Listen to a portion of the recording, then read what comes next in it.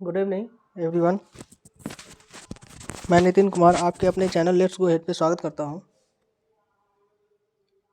सबसे पहले आप लोग इस चैनल को जिसने सब्सक्राइब नहीं किया है, लाइक नहीं किया है, कमेंट नहीं किया है, शेयर नहीं किया है, तो सबसे पहले इस चैनल को सब्सक्राइब कर दें, शेयर कर दें और लाइक कर दें तथा साथ ही साथ बेल आइकन भी दबा दें, जिससे क्या होगा, आने वाले जो भी न्यू नोटिफिकेशन रहेंगे वो आपको तुरंत प्राप्त हो जाएगा।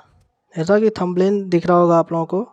आज का हमारा टॉपिक जो है वो CDP 2021 पियाजे कॉग्निटिव डेवलपमेंट थ्योरी है। ठीक है, पियाजे कॉग्निटिव डेवलपमेंट थ्योरी। पियाजे स्विट्जरलैंड के रहने वाले थे, इसलिए इनको स्विस मनोवैज्ञानिक भी बोलते हैं। इनका जन्म जो है वो 1886 में स्विट्जरलैंड में हुआ था। इनके थ्योरी को कॉग्निटिव डेवलपमेंट थ्योरी या हिंदी में संज्ञानात्मक विकास के नाम से भी जानते हैं। और जब इन्होंने ये थ्योरी दिया था तो ये थ्योरी एक क्रांति पैदा कर दिया था। संज्ञान का मतलब क्या होता है? संज्ञानात्मक विकास। सबसे पहले हमारा वर्ड जो आता है थ्योरी में संज्ञान आता है, तो संज्ञान का अर्थ जानना जरूरी है।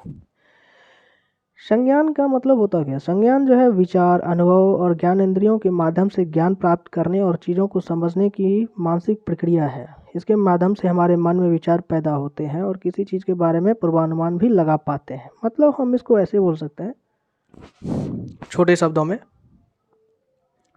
कि ये एक सोच है। संज्ञान क्या है? एक सोच है, विचार है, अनुभव है। ठीक है,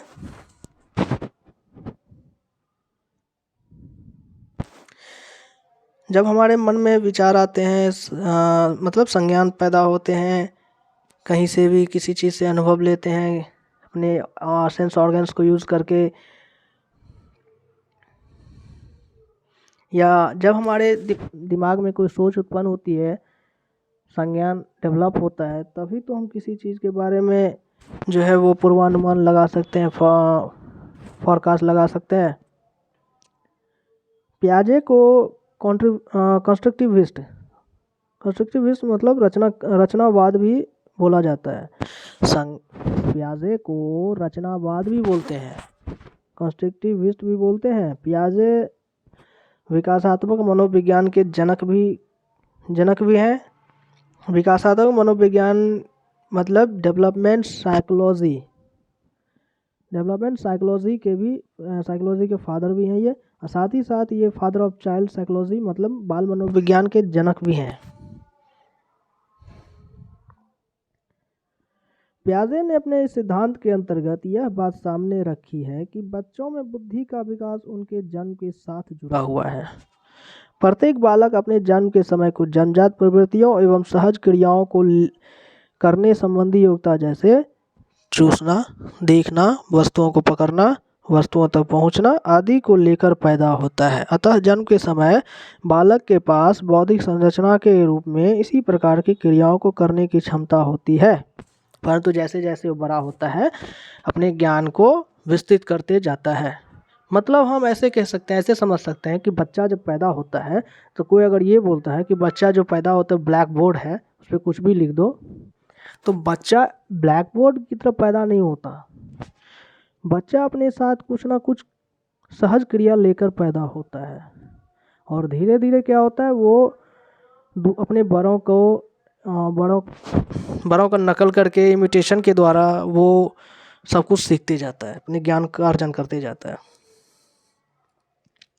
इस सिद्धांत के अन्य नाम भी हैं, जैसे अगर मान के चलो कॉग्निटिव डेवलपमेंट नहीं देता है, कुछ और डेवलपमेंट दे देता है ऑप्शन में, तो अगर हमको इसका अन्य नाम, अदर नेम नहीं पता है तो आते हुए क्वेश्चन भी छूट जाएंगे, इसलिए इसके अन्य अदर नेम्स भी जानने जरूरी हैं। इसको बौद्धिक विकास का सिद्धांत, इंटेलेक्चुअल डेवलपमेंट भी बोलते हैं, विकासात्मक सिद्धांत डेवलपमेंट थ्योरी भी बोलते हैं, अवस्था सिद्धांत स्टेज थ्योरी भी बोलते हैं, तथा साथ ही साथ विकासी अवस्था सिद्धांत भी बोलते हैं। इसके कौन कौन से नाम हैं? बौद्धिक विकास का सिद्धांत, इंटेलेक्चुअल डेवलपमेंट, विकासात्मक सिद्धांत, डेवलपमेंट थ्योरी, अवस्था सिद्धांत, स्टेज थ्योरी, विकासी अवस्था सिद्धांत। इसके बाद हमारा पॉइंट जो है इम्पोर्टेंस बुक्स है, जो कुछ इम्पोर्टेंस बुक जो है वो पियाजे के द्वारा लिखा गया है। ये एक बहुत फेमस बुक है, जो पियाजे से रिलेटेड क्वेश्चन हमेशा हर एक टीचर एग्ज़ाम में आता है, हर एक टीचिंग एग्ज़ाम में, तो ये बुक्स से क्वेश्चन भी आ सकता है, इसलिए मैंने इसको भी साथ में साथ इंक्लूड कर दिया है। Importance books: the language and thought the child, the moral judgement of the child conception of the physical world, psychology and epistemology। एक बार फिर से रिपीट कर देता हूँ। The language and thought the child, the moral judgement of the child conception of the physical world, psychology and epistemology. ये 4 book हैं पियाजे के द्वारा दिया गया। पियाजे द्वारा दिए गए कुछ महत्वपूर्ण शब्दावली, जिनको बहुत सारे टीचर टर्म बोलते हैं, कोई शब्दावली बोलते हैं, तो मैंने यहाँ शब्दावली वर्ड का यूज़ किया है। सबसे पहले आता है स्कीमा। बहुत सारे लोग स्कीमा के बारे में जानते भी होंगे, क्योंकि उन्हें एग्जाम में एक स्कीमा से रिलेटेड क्वेश्चन टकराया होगा। तो कितने लोग जानते भी होंगे स्कीमा का मतलब, और कितने लोग नहीं भी जानते होंगे। अगर जो नहीं जानते वो जान ले आज। स्कीमा का मतलब क्या लिखा हुआ है? The organised structure of information present in the mind. मतलब हमारे माइंड में जो तत्काल में जो एक स्ट्रक्चर बना हुआ रहता है इंफॉर्मेशन का, सूचना का, वही एक स्कीमा है। हम किसी चीज़ के बारे में मान लेते हैं कि जैसे एक बच्चा, एग्जाम्पल में हम ये ले सकते हैं, जैसे एक इन्फेंसी स्टेज या पूर्व बाल्यावस्था के बच्चे जो हैं, जो मतलब कोई किसी भी कुत्ते बिल्ली को आज तक नहीं देखा है, डॉग या कैट को नहीं देखा है, वो अपने पेरेंट्स के साथ, माँ के साथ कहीं जा रहा है घूमने के लिए, उसके सामने कुत्ते आ गए तो वो नहीं जानता रहता है, तो पूछता है, तो उसको बताया जाता है कि ये इसे डॉग बोलते हैं। तो उसके दिमाग में एक स्कीमा बनता है कि जिसके पास 4 पाँव, 2 आँख, 1 मुंह, 1 नाक, 2 कान, 1 पूँछ, ऐसे करके होगा, जिनके पूरे बॉडी पे बाल होंगे, वो डॉग होगा। तो उसके माइंड में तत्काल के लिए प्रेजेंट में एक स्कीमा बन जाता है। ठीक है। नेक्स्ट टर्म आता है हमारा अनुकूलन, एडेप्टेशन। हिंदी वर्ड याद रखने से ज़्यादा ज़रूरी है कि हम हर एक का इंग्लिश वर्ड याद रखें, क्योंकि होता क्या है, वर्ड में इंग्लिश वर्ड एक ही होता है, लेकिन उसके हिंदी में अर्थ जो होते हैं वो बहुत सारे निकल जाते हैं।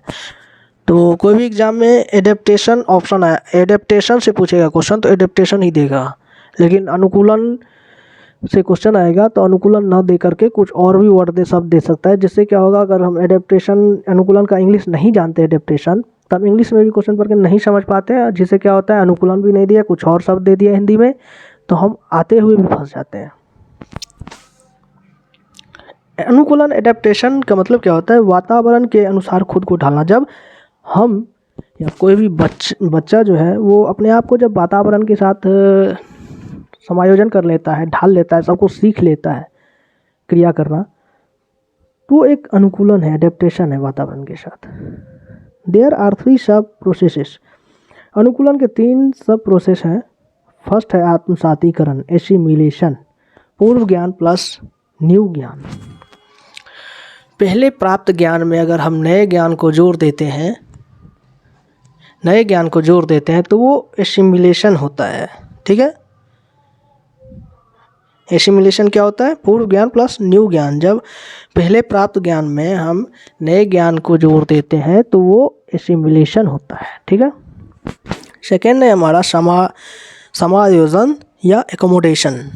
पूर्व ज्ञान में नए ज्ञान को जोड़कर उसमें संशोधन करना। एसिमिलेशन में क्या करते हैं हम? पूर्व ज्ञान में न्यू ज्ञान को जोड़ते हैं, न्यू नॉलेज को जोड़ते हैं, लेकिन संशोधन नहीं करते, वैसे के वैसे एज इट इज़ जोड़ देते हैं, लेकिन कोई संशोधन नहीं करते।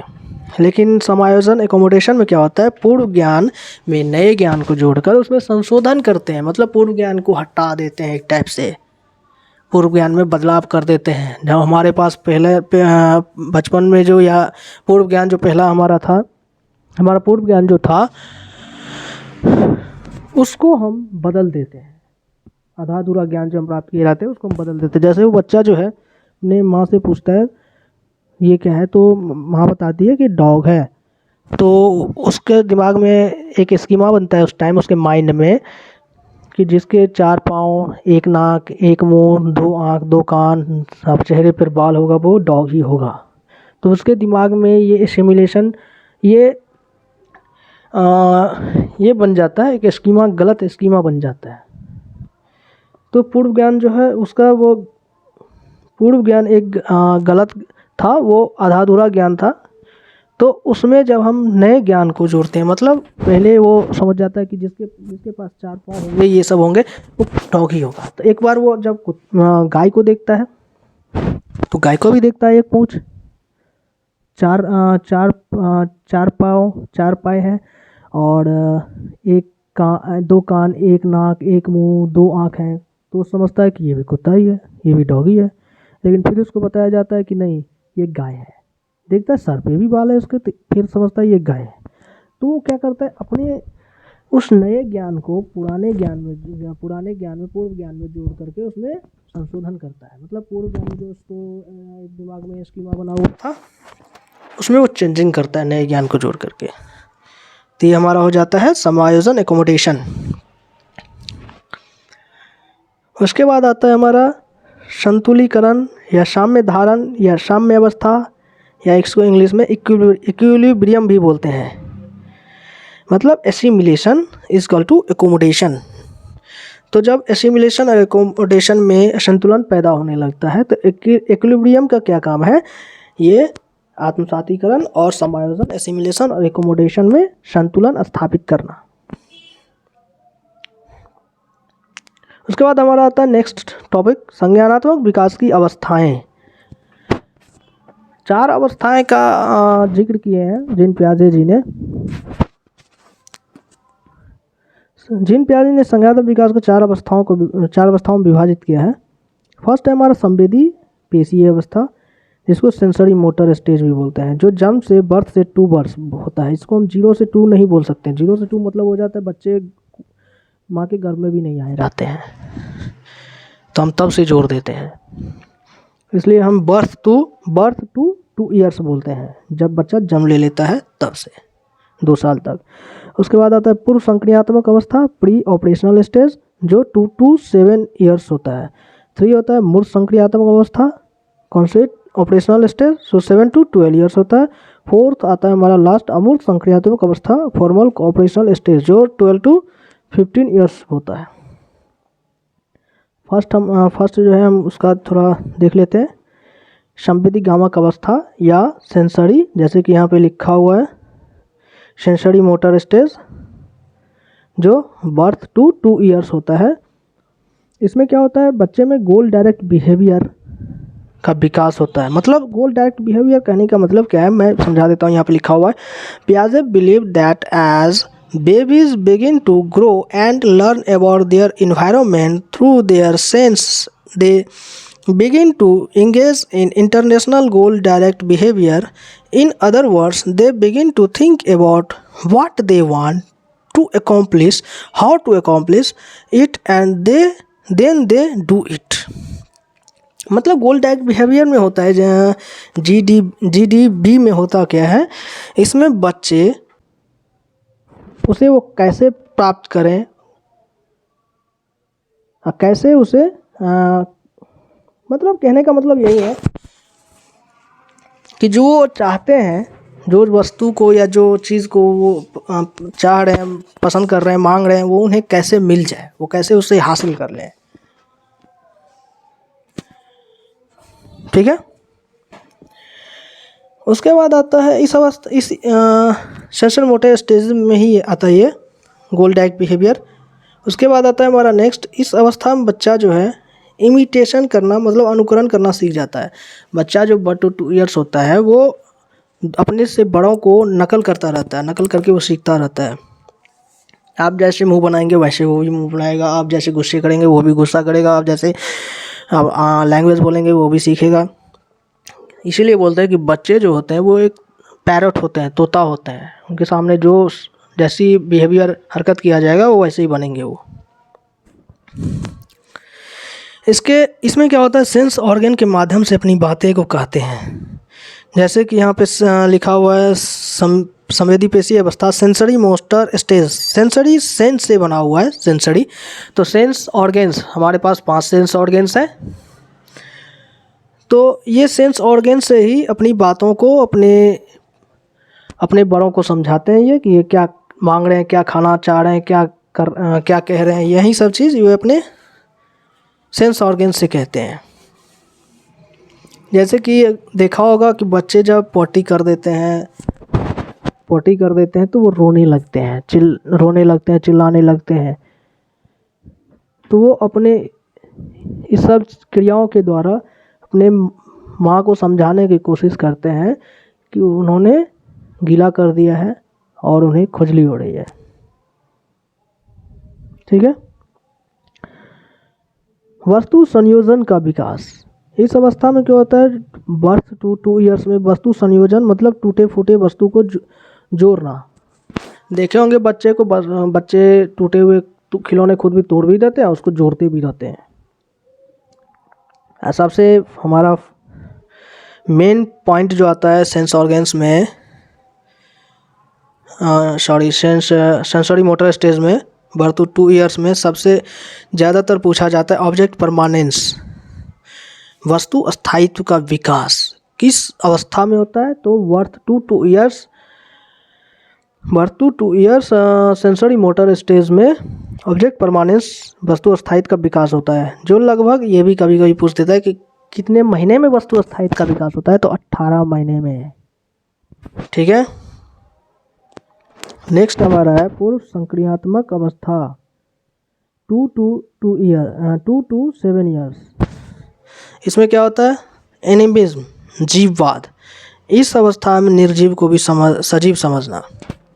बच्चे क्या होते हैं जो 2 से 7 साल के होते हैं, इस अवस्था में जो होते हैं वो क्या करते हैं, इसमें उनमें एनिमिज्म की जीववाद की अवस्था उत्पन्न हो जाती है। जैसे कहने का अर्थ है कि इस अवस्था के बच्चे सजीव और निर्जीव में अर्थ नहीं समझते हैं, लिविंग थिंग और नॉन लिविंग थिंग नहीं जानते रहते हैं। वो अगर उनको चोट लग जाता है रोने लगते हैं, अगर किसी दीवार से टकरा गए, चोट लग गया, रोने लगे, तो उनके माँ बाप जो होते हैं उन्हें चुप कराने के लिए, शांत कराने के लिए क्या करते हैं, दीवार को एक चाटा लगा देते हैं हल्का सा, बोलते हैं देखो अब ये भी रो रहे हैं, तो वो चुप हो जाता है कि अब उसको भी पिटाई हो गई। जब कहीं जाता रहता है साथ में, तो देखता है कि मैं भी चल रहा हूँ और साथ साथ बादल भी चलता है, सूर्य भी चल रहा है। ऐसे इन्हें ये प्रतीत होता रहता है, मालूम होता रहता है कि सजीव और निर्जीव में भेदभाव नहीं कर पाते इस अवस्था में। इस अवस्था में क्या होता है, भाषा विकास, लैंग्वेज डेवलपमेंट होना शुरू हो जाता है।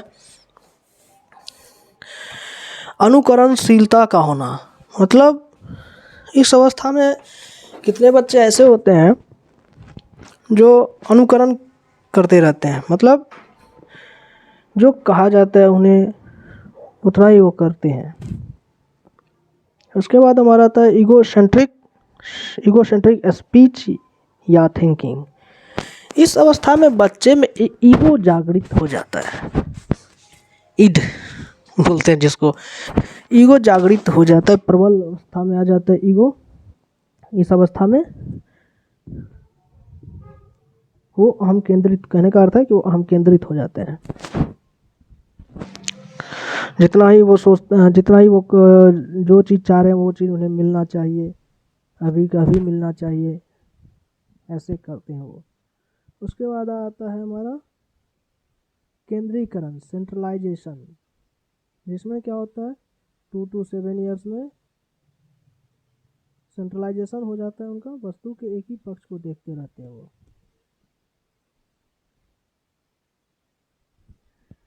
नेक्स्ट आता है हमारा इसी में 2 to 7 ईयर्स में इरिवर्सिबिलिटी का अभाव हो जाता है उनमें। इरिवर्सिबिलिटी का अभाव कहने का मतलब है कि बच्चे को अगर सामने में 2 गिलास दिया जाए, एक जो साइज़ में छोटे हैं लेकिन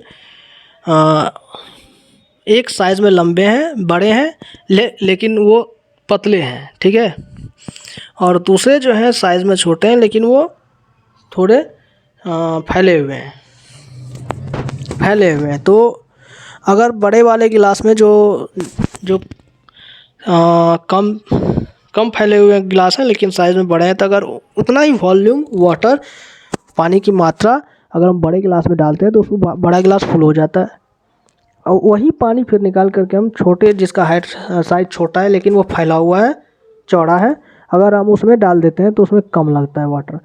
तो बच्चे जो गिलास बड़े हैं साइज़ में दिखने में, वो दिखता है बच्चे को कि इसमें पानी ज़्यादा है, इस गिलास में पानी ज़्यादा है, जो साइज़ के छोटे हैं लेकिन चौड़े हैं, वही सेम पानी हम उसमें डाल दिए हैं। लेकिन बच्चे क्या होते हैं,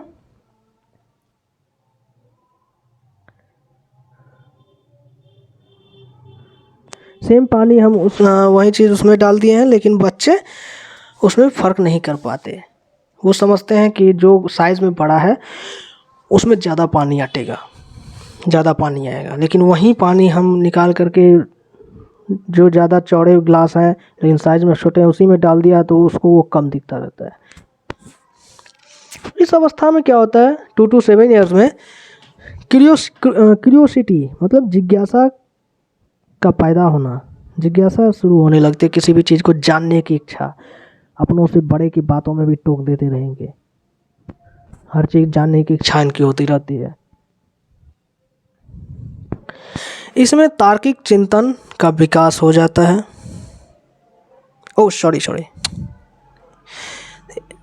इसमें तार्किक चिंतन नहीं होता है, मतलब कहने का मतलब कि इसमें तार्किक चिंतन, वो तर्क करना जानते ही नहीं है, वो लॉजिक लगाना नहीं जानते रहते हैं।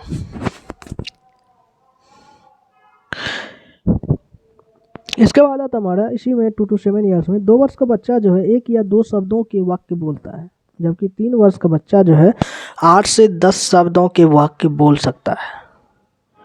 नेक्स्ट है हमारा 3rd नंबर मूर्त या ठोस संक्रियात्मक अवस्था, जो 7 to 11 ईयर्स होता है। इसमें क्या होता है, तार्किक चिंतन लॉजिकल थिंकिंग का प्रारंभ हो जाता है। इससे पहले जो हमारा 2 to 7 ईयर था वो उसमें लॉजिकल थिंकिंग नहीं था, लेकिन इसमें लॉजिकल थिंकिंग कहा जाता है, लेकिन वो केवल मूर्त वस्तुओं तक ही सीमित रहता है। मूर्त कहने का मतलब है, आगे हम अमूर्त भी पढ़ेंगे, अमूर्त संक्रियात्मक अवस्था, ये मूर्त संक्रियात्मक अवस्था है। तो मूर्त अमूर्त कहने का मतलब है, सबसे पहले ये अब जानना जरूरी है कि मूर्त अमूर्त होता क्या है। मूर्त मतलब होता है जो वस्तु हमारे सामने में प्रेजेंट है, जिसे हम देख सकते हैं, छू सकते हैं, महसूस कर सकते हैं, लेकिन अमूर्त जिसको हम देख छू नहीं सकते, सिर्फ महसूस कर सकते हैं। तो ये होता है मूर्त और अमूर्त। तो इस अवस्था में क्या होता है, इस अवस्था में बच्चे में लॉजिकल थिंकिंग का तो प्रारंभ होता है, लेकिन वो मूर्त वस्तुओं तक ही सीमित रहता है। उसके बाद 7 to 11 ईयर्स में होता है वस्तुओं का विभेदीकरण, डिफ्रेंसिएशन तथा उसका वर्गीकरण, क्लासिफिकेशन करने की क्षमता का विकास हो जाता है। अब वो एक वस्तु को दूसरे से अलग करना जान जाते हैं, उसका वर्गीकरण करना जान जाते हैं, ये किस वर्ग का है। जैसे अगर हम उसको कोई कांच का बोतल दे दें, शीशे का बोतल दे दें, कोई प्लास्टिक का बोतल दे दें, छोटे बड़े दे दें साइज़ में, तो छोटे बड़े में वर्गीकरण जान जाएगा, विभेदीकरण मतलब अंतर करना जान जाएगा कि ये छोटा है ये बड़ा है। और उसके बाद विभेदीकरण में होता क्या है, वर्गीकरण में, क्लासिफिकेशन में, कि वो उस शीशे वाले गिलास को जो जितने रहेंगे उसको अलग रखेगा, और जो प्लास्टिक वाले गिलास दिए जाएंगे उसको वो अलग करना जान जाएगा। इसमें क्या होता है, इससे पहले जो 2 to 7 ईयर था उसमें ईगो सेंट्रिक स्पीच या थिंकिंग का प्रारंभ होता है, लेकिन इस अवस्था में क्या होता है, 7 to 11 ईयर में ईगो सेंट्रिक स्पीच थिंकिंग का अंत हो जाता है, वो ख़त्म हो जाता है। ईगो सेंट्रिक स्पीच या थिंकिंग इज एंड। इससे पहले में भाषा का विकास होता है, इसमें भाषा एवं संप्रेषण गुणों का विकास हो जाता है। इसमें रिवर्सिबिलिटी भी in thinking is developed, reversibility in thinking is developed. इसमें रिवर्सिबिलिटी भी तो बच्चों को विकास हो जाता है, उसको समझ में आ जाता है कि अगर बड़े गिलास दे दिए गए हैं और छोटे गिलास, तो वही वॉल्यूम वाटर उसमें थे और इस वहीं उतना ही मात्रा पानी इस गिलास में भी डाला गया, तो सेम है, बराबर है।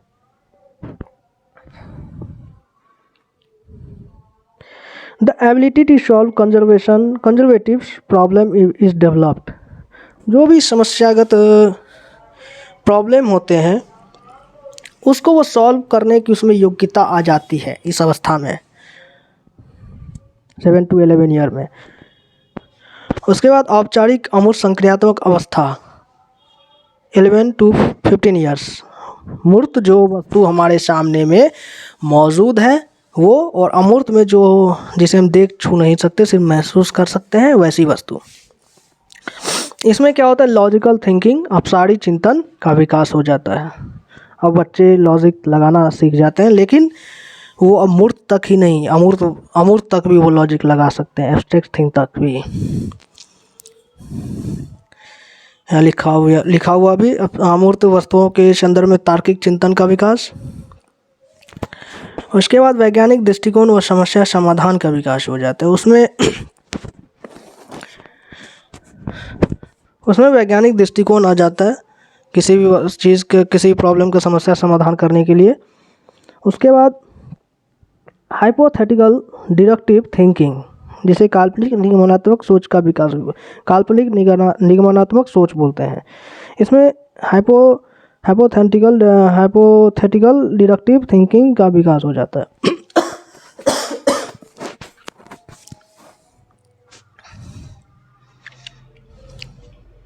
अब वो कल्पना भी करने लगता है, इस अवस्था में वो कल्पना भी कर सकता है।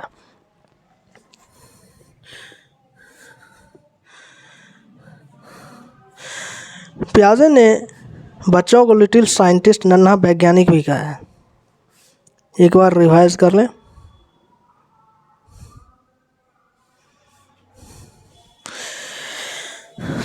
जीन पियाजे कहाँ के रहने वाले थे? स्विट्जरलैंड, यानी कि स्विस मनोवैज्ञानिक, जिनका जन्म 1886 ईस्वी में हुआ था, स्विट्जरलैंड में हुआ था। इन्होंने जो सिद्धांत दिया वो संज्ञानात्मक विकास के नाम से जाना जाता है। संज्ञान क्या होता है? संज्ञान एक विचार, सोच, अनुभव या ज्ञानेंद्रियों के माध्यम से प्राप्त ज्ञान होता है, सोच होती है। पियाजे को रचनावाद या कंस्ट्रक्टिविस्ट भी बोला जाता है। पियाजे एक रचनावाद भी है या कंस्ट्रक्टिविस्ट है। रचनावाद का इंग्लिश ही कंस्ट्रक्टिविस्ट होता है। पियाजे को विकासात्मक मनोविज्ञान यानी कि डेवलपमेंट साइकोलॉजी के जनक भी कहा जाता है, फादर भी कहा जाता है। साथ ही साथ फादर ऑफ चाइल्ड साइकोलॉजी भी कहा जाता है पियाजे को। पियाजे ने कहा कि बच्चे ब्लैक बोर्ड की तरफ पैदा नहीं होते, वो अपने साथ कुछ सहज क्रियाओं को लेकर पैदा होते हैं, कुछ योग्यताओं को साथ में लेके पैदा होते हैं, जैसे चूसना, देखना, वस्तुओं को पकड़ना, वस्तुओं तक पहुंचना आदि को लेकर।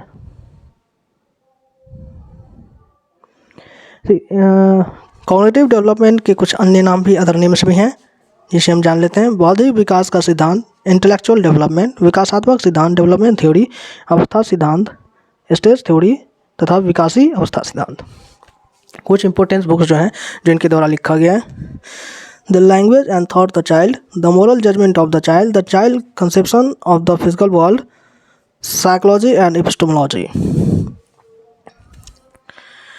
पियाजे द्वारा दिए गए कुछ महत्वपूर्ण शब्दावली या term. Schema, the organise structure of information, ये एक तत्काल में बने गए एक स्ट्रक्चर है, सूचना का एक स्ट्रक्चर है। जैसे बच्चा देखता है कि किसी जानवर को देखता है तो पूछता है, तो उसे बताया जाता है कि ये कुत्ते हैं, तो उसके दिमाग में वो स्कीमा बन जाती है कि जिसके पास चार पैर, 2 कान, 2 आँख, 1 नाक, 1 मुंह, 1 सर और पूरे बॉडी पे बाल होंगे, वो कुत्ता ही होगा। तो उसके दिमाग में एक स्कीमा बन जाती है। उसके बाद आता है हमारा एडेप्टेशन, अनुकूलन से ही पता चल रहा है एडेप्टेशन से कि वातावरण के अनुसार खुद को ढालना। जब बच्चे या कोई भी अपने आप को समस्या के अनुसार या वातावरण के अनुसार, इन्वायरमेंट के अनुसार ढालना सीख जाते हैं, तो वो अनुकूलन करना जान जाते हैं, मतलब अनुकूलन करने लगते हैं। देयर आर 3 सब प्रोसेस। अनुकूलन के 3 प्रोसेस हैं। आत्मसातीकरण, एसिमिलेशन, पूर्व ज्ञान प्लस न्यू ज्ञान। उसके बाद समायोजन एकोमोडेशन, पूर्व ज्ञान में नए ज्ञान को जोड़कर उनमें संशोधन करना। जैसे बच्चे चार चार पैर, एक नाक एक मुंह, दो कान दो आँख और पूरे बॉडी पे बाल वाले को समझता है कि ये कुत्ता है, तो फिर दोबारा देखता है तो वो गाय को देख लेता है, तो उसको बता दिया जाता है कि गाय भी ऐसी ही होती है, साइज में थोड़ी बड़ी होती है। तो वो अपने पूर्व ज्ञान में नए ज्ञान को जोड़कर पूर्व ज्ञान में संशोधन कर लेता है, तो उसे एकोमोडेशन, समायोजन कहते हैं। उसके बाद आता है हमारा संतुलीकरण, साम्य धारण या साम्य अवस्था, इक्विलिब्रियम। इक्विलिब्रियम क्या होता है? एसिमिलेशन इजकल टू एकोमोडेशन, मतलब एसिमिलेशन और एकोमोडेशन में समायोजन करने को ही इक्विलिब्रियम बोलते हैं। संज्ञानात्मक विकास की अवस्था, पियाजे के द्वारा 4 संज्ञानात्मक अवस्थाएं दी गई, संज्ञानात्मक विकास की अवस्था दी गई हैं जो इस प्रकार है। संवेदी पेशीय अवस्था, सेंसरी मोटर से जो जन्म से 2 वर्ष होता है, 0 to 2 ईयर्स नहीं, मतलब बच्चे माँ के कोख में भी नहीं आएंगे तब से हम काउंट कर दिए, नहीं, इसलिए जन्म से 2 ईयर्स। पूर्व संक्रियात्मक अवस्था, प्री ऑपरेशनल स्टेज, जो 2 से 7 वर्ष होता है। उसके बाद मूर्त संक्रियात्मक अवस्था, कॉन्सेप्ट ऑपरेशनल स्टेज, जो 7 से 12 ईयर्स होता है। अमूर्त संक्रियात्मक अवस्था, फॉर्मल ऑपरेशनल स्टेज, जो 12 से 15 वर्ष तक होता है। इसमें मैंने क्या पढ़ा था? संवेदीकामक अवस्था में गोल डैग बिहेवियर होता है कि बच्चे जो वो क्या समझते हैं, जो मैं चाहता हूँ उसे मैं कैसे पालूँ और किस तरह पालूँ, यही सब गोल डैग बिहेवियर में होता है। उसके बाद होता है इस अवस्था में बच्चा अनुकरण, इमिटेशन करना सीख जाता है, अपने से बड़ों को नकल करके सीखता है इस अवस्था में। इस अवस्था में बच्चे अपने सेंस ऑर्गन के माध्यम से बातों को समझाता है। वस्तु संयोजन का विकास हो जाता है, ऑब्जेक्ट परमानेंस की अवस्था का विकास हो जाता है। वस्तु स्थायित्व विकास 18 माह में होता है इस अवस्था में, सेंसरी मोटर स्टेज में। मैं कहने का मतलब है कि जब हम बच्चे के सामने कोई वस्तु रहती है उसे हम छिपा देते हैं, तो बच्चे के दिमाग में स्कीमा बनी रहती है कुछ देर तक, तो बच्चे उसी वस्तु को ढूंढते रहेंगे जब तक वो भूल नहीं जाएंगे, स्कीमा उसके दिमाग से मिट नहीं जाएगा।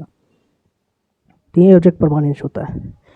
पूर्व संक्रियात्मक 2 से 7 साल, इसमें एनिमिज्म, जीववाद। इस अवस्था में बच्चे निर्जीव और सजीव में अंतर नहीं समझते। इसमें भाषा विकास प्रारंभ हो जाता है, अनुकरणशीलता हो जाता है, ईगोसेंट्रिक का विकास हो जाता है, हम केंद्रित हो जाते हैं बच्चे। इसमें सेंट्रलाइजेशन, वस्तु के एक ही पक्ष को देखते हैं, इरिवर्सिबिलिटी का अभाव हो जाता है, जिज्ञासा आ जाता है, तार्किक चिंतन, लॉजिकल थिंकिंग हो जाता है। 2 वर्ष का बच्चा 1 या 2 शब्दों को वाक्य को बोल सकता है, जबकि 3 वर्ष का बच्चा 8 से 10 शब्दों के वाक्य को बोल सकता है। मूर्त ठोस संक्रियात्मक अवस्था 7 से 11 वर्ष, इसमें लॉजिकल थिंकिंग का प्रारंभ, लेकिन केवल मूर्त वस्तुओं तक ही सीमित होती है।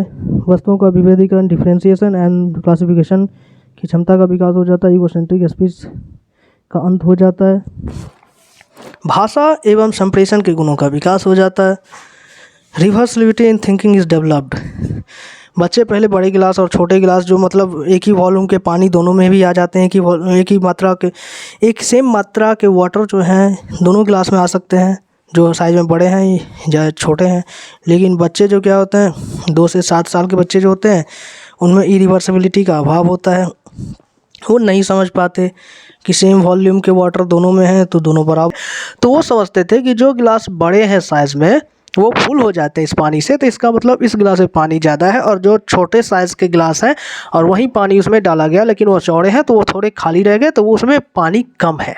लेकिन इस अवस्था में क्या होता है, मूर्त संक्रियात्मक अवस्था में 7 से 11 वर्ष में रिवर्सिबिलिटी का विकास हो जाता है, उनके सोच में रिवर्सिबिलिटी आ जाती है। अब वो समझने लगते हैं कि दोनों में पानी सेम ही है। उसके बाद आता है the ability to solve conservative problems is developed, नाम से ही पता चल रहा है कंजर्वेटिव, कोई भी समस्यात्मक कोई भी कठिनाई आता है, कोई प्रॉब्लम आता है तो बच्चे में उसका हल निकालने, उसे सॉल्व करने की योग्यता का विकास हो जाता है। उसके बाद आता है औपचारिक अमूर्त संक्रियात्मक अवस्था, जो कि है 11 to 15 ईयर्स। इसमें क्या होता है, अपसारी चिंतन का विकास हो जाता है, अपसारी चिंतन का विकास हो जाता है। उसके बाद बच्चे एक प्रॉब्लम होता है बच्चे के पास, तो वो बहुत सारे उसका सॉल्यूशन दे देते हैं, ये अपसारी चिंतन होता है। उसके बाद अमूर्त वस्तुओं के संदर्भ में तार्किक चिंतन, जब मूर्त अवस्था था तो उसमें बच्चे का तार्किक चिंतन था लेकिन मूर्त तक, अब इसमें अमूर्त तब तक उनका तार्किक चिंतन का विकास हो जाता है, वैज्ञानिक दृष्टिकोण का विकास हो जाता है हाइपोथेटिकल डिडक्टिव थिंकिंग, काल्पनिक निगमनात्मक सोच का विकास हो जाता है। उसके बाद लिटिल साइंटिस्ट, नन्हा वैज्ञानिक बच्चों को किसने कहा है? तो हमारे प्याजे साहब ने ही बच्चे को नन्हा वैज्ञानिक लिटिल साइंटिस्ट कहा है। आज के लिए बस इतना ही। अगर वीडियो अच्छा लगा हो तो अधिक से अधिक लाइक करें, कमेंट करें, शेयर करें और साथ ही साथ बेल आइकन दबा दें, जिससे इस तरह के वीडियो जो भी आएगा उसका नोटिफिकेशन आपको जल्द से जल्द प्राप्त होगा। आज के लिए बस इतना ही। थैंक यू, धन्यवाद, शुभ रात्रि।